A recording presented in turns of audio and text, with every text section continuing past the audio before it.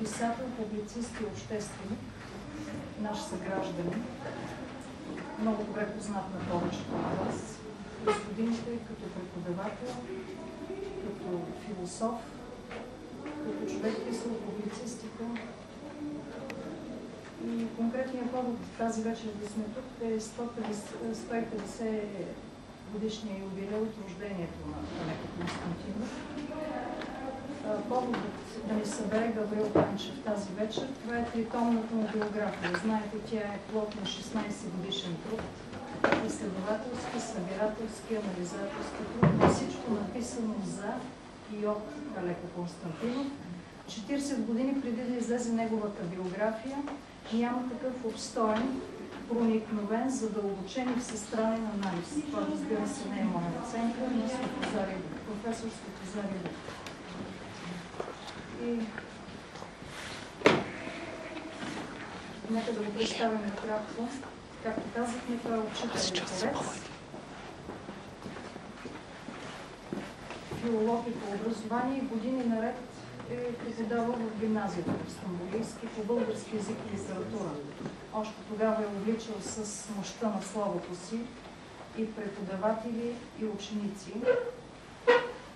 През годините преди демокрацията, до 1989 година, създава първия литературен клуб в града и единствен за сега, градски литературен клуб, в който обединява, и то е едно малко островче на изящното слово, в което се събират млади художници тогава, млади поети, тогава млади писатели от Пловдивската гилдия. Само едно име ще спомена, Александър Соколов.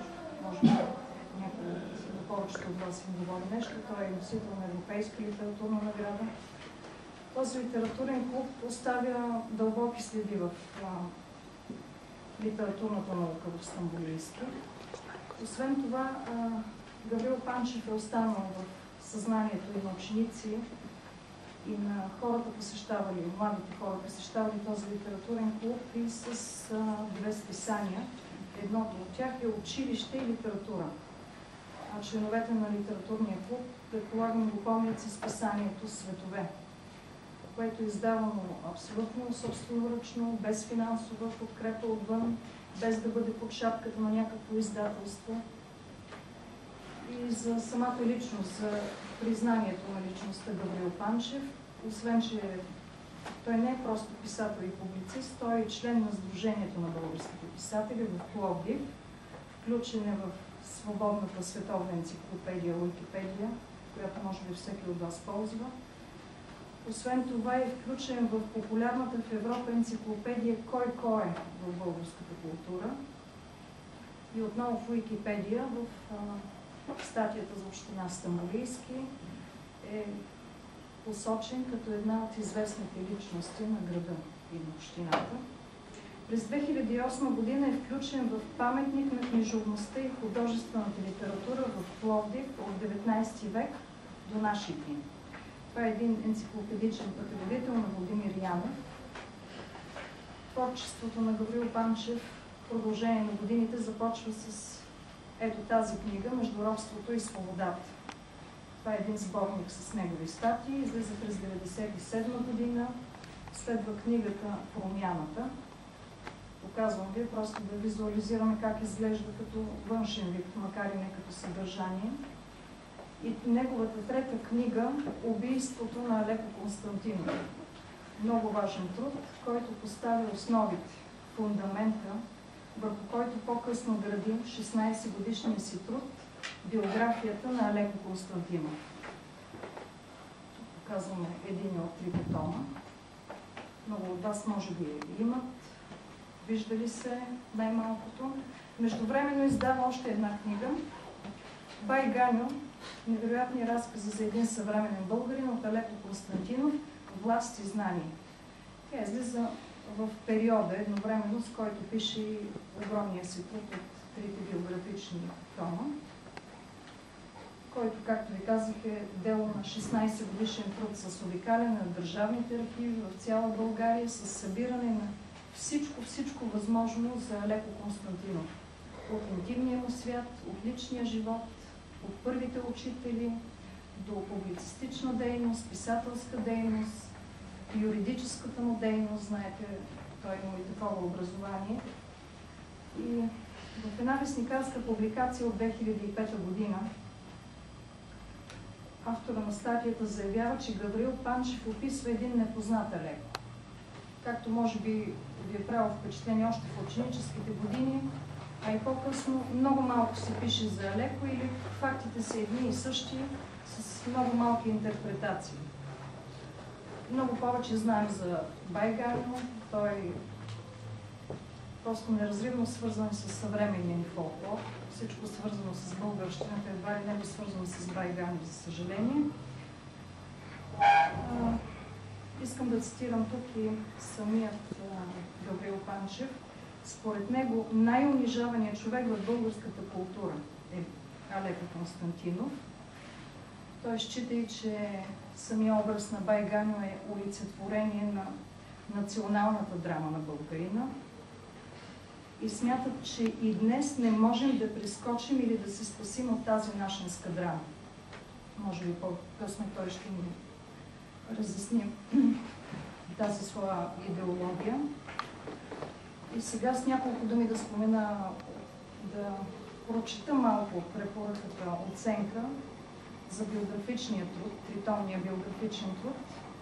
Оценка дадена от професор Светлозар Игов, доктор на философските науки. Зачитам най-важното.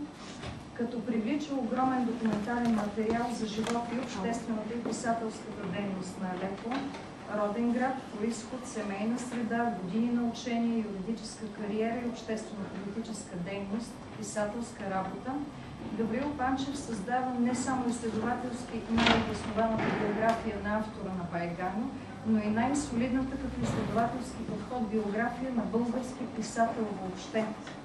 Авторът не само е привлякал огромен фактологически и документален материал, осветяващ всички аспекти на личността, живота и делото на Алеко, но и го осмисля през призмата на една модерна хуманитарна философия. Макар че ползва изследвания на множество автори, писали за Алеко, от Пенчо Славейков, Захари Стоянов и доктор Кръстев до наши дни, Гаврил Панчев в повечето случаи изгражда своята изследователска визия в остра полемика със сред техни възгледи, накърняващи, извращаващи и деформиращи образа на биографичната личност и нейните обществени, политически и културни изяви и възгледи. И тази полемична страст прави книгата на Панчев твърде увлекателна и проблемна, особено когато оспорва други изследователски визии, плод на повърхностно познаване на фактите или на конюнктурни и модни идеологически и политически деформации на материала. Сега думата е на Гаврил Панчев. Бих могла само да ви помоля да отворите сърцата си и умовете си за словото му. Благодаря ви. Благодаря ви.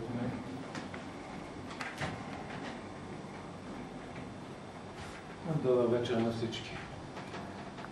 За мен е чест и отговорност да бъда сред вас. Най-напред да ви благодаря, че присъствието си почитате духа и паметта на Алеко и оттам и моят скромен принос в алекознанието. И преди да говоря по същество, още няколко благодарности, задължителни за мен. Най-напред за подкрепата на комисията към Общинския съвет по култура и образование с председател госпожа Лазарова, на инициативния комитет Данчо, Илия, госпожа Ламбова, на Нади вече благодарих. Разбира се, и на Общинския съвет Стамболийски.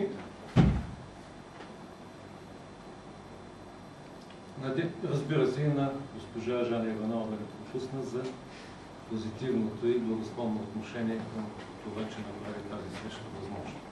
Сега, ако ми позволите да седна, ще ви говоря по същество.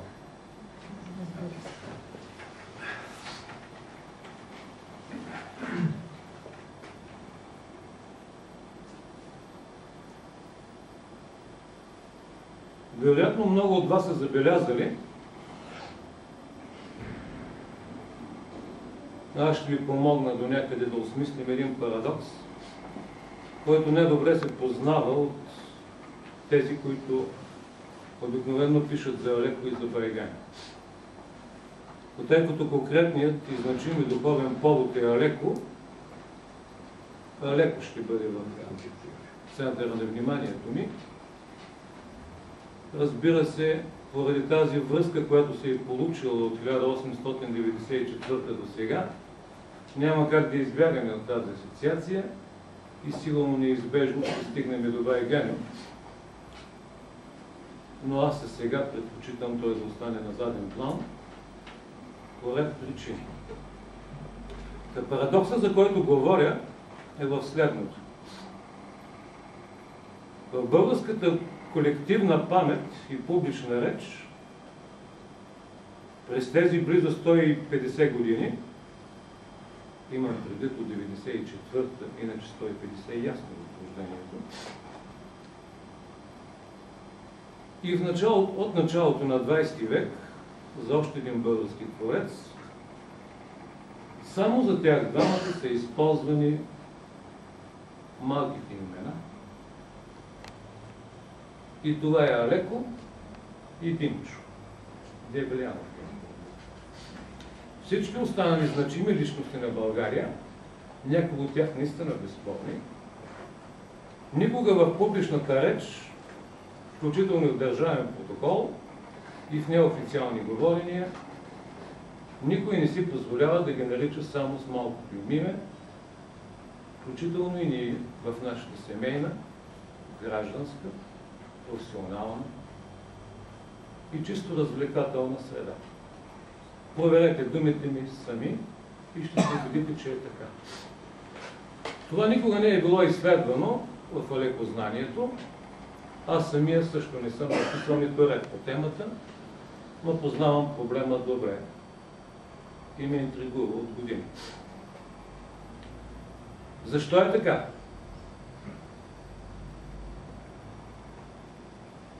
Като че ли, че и фонетично построеното име Алеко издава някаква близост, приобщеност, скъсява дистанция, прави някаква връзка между нас и него.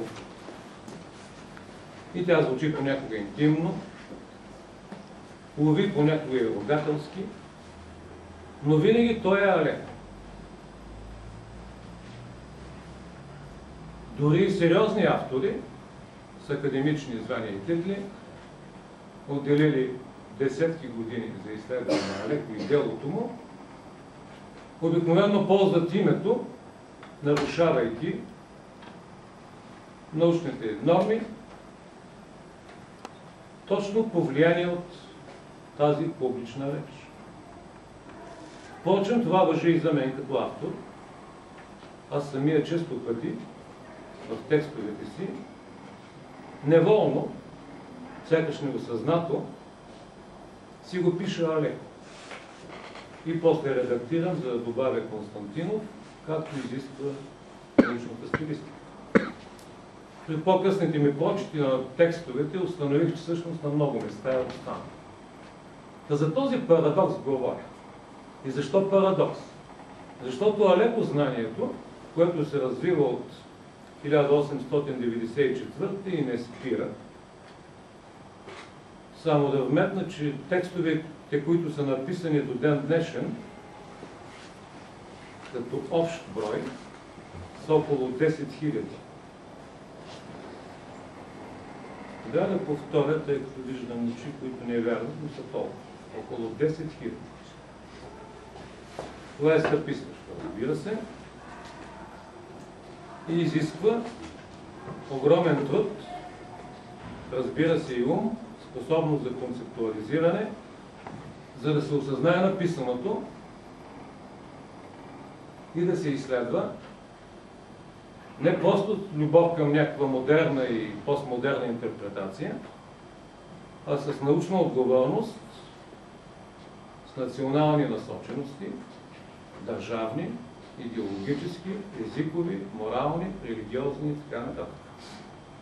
Така че Алеко наистина е много сериозен